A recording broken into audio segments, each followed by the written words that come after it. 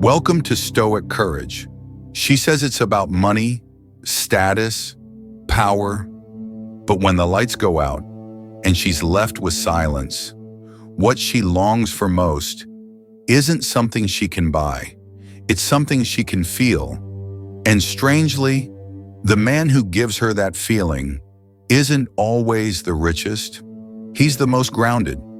You've been told money is the key, so you chase it. You build, you perform, you collect, thinking that the right suit, car, or lifestyle will win her devotion. But something doesn't add up. You've seen wealthy men get left, powerful men get ignored. Men with everything still feel like nothing, because money can attract, but it can't anchor.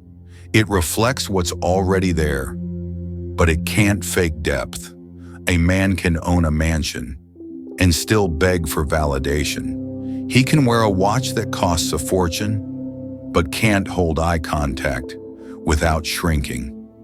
And women sense that. They may accept the dinner, but not the man, because deep inside her nervous system, she knows stability isn't measured in dollars. It's felt in presence. Stoicism teaches us this simple truth. Never tie your worth to what can be taken from you. If your sense of power depends on a bank account, you're always one crisis away from collapse. And when that happens, it's not your money she walks away from. It's the man who couldn't stand when the ground shook. And so, the chase continues. Men ask, what should I say? What should I buy? How do I impress her? But the truth is, she's not drawn to your words. She's pulled by your weight, not physical weight, energetic weight, that invisible gravity that enters the room before you speak. You see, there's a kind of man who doesn't rush, doesn't perform, doesn't explain himself every 5 seconds. He's not flashy, he's felt, not loud, yet undeniable. He walks into a space and something in the air changes, not because he demands attention, but because he doesn't need it. This is the presence Stoics spoke of, a man who has faced himself and no longer fears silence. To her, it feels like truth, like safety, because while most men try to impress, he simply exists without apology. And in that stillness, she feels something rare, the freedom to stop pretending. She can breathe, she can rest, she can just be. Not because he gave her a reason to feel safe, but because his existence doesn't require her to validate it. And that is the beginning of a connection she can't explain, but won't forget. But don't be mistaken. Just because she feels safe doesn't mean she's done testing. She won't tell you. She won't even admit it to herself. But she'll pull away. She'll go quiet. She'll shift the energy just to see if you shift with her. Because what she's really watching is not your income. It's your center. When she withdraws, do you chase? Do you panic? Do you become a boy again, desperate for warmth? Or do you remain still, unbothered, anchored? Because here's the silent truth. If your mood depends on hers, you're not a man. You're a reflection. And no woman can trust a man who mirrors her instability. She needs to feel your solidity, especially when she's unsure of her own. She doesn't want to break you. She wants to see what breaks you. Because if your peace is easily shaken, then your strength was never real. It was borrowed. This is the competition most men never realize they're in. It's not against other men. It's against your own reactivity. When she tests, she's asking a silent question. Can I lose myself and still be safe with you? Only one kind of man answers, without speaking, the one who doesn't chase comfort, the one who becomes it. She's not staying because you dazzled her. She's staying because, with you, she can finally stop performing. The world told her to be sharp, to calculate, to lead, to never fall behind. And then she met a man who didn't demand, didn't push, didn't chase.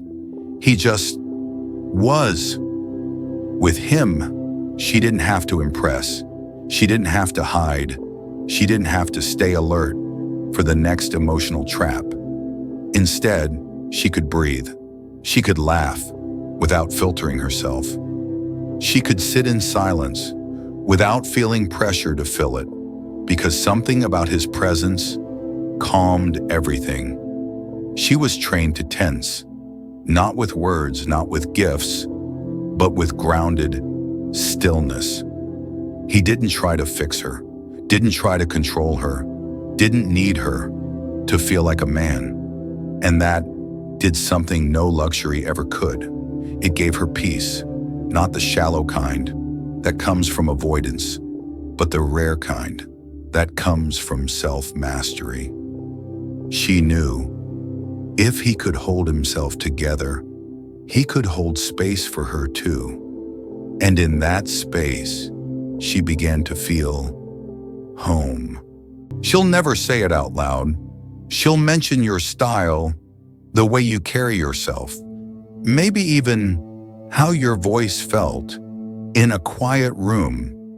But she won't name the real reason you stayed in her mind, because she doesn't fully understand it either. It wasn't the dinner, wasn't the message, wasn't the charm you tried to craft. It was something quieter.